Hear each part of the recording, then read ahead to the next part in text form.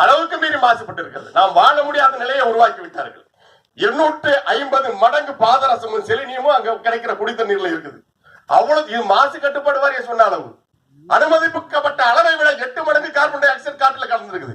அங்க எல்லாருக்கும் நுரையீரல் பிரச்சனை, எல்லாருக்கும் சிறுநீரக பிரச்சனை, எல்லாருக்கும் கல்லீரல் செயலிழப்பு. இது நாடா? நம்ம வாழ்ற நாடாவை வச்சிருக்கிறோம். தன்னை காப்பாற்றிக் கொள்ள கூட முடியாமல் அவர் மக்களுக்காக ஓடி ஓடி உழைத்தார். இன்றைக்கு அந்த தாக்குதலில் அந்த மக்கள் இறந்து கொண்டிருக்கிறார்கள். தினமும் அங்க சாவு நடக்குது.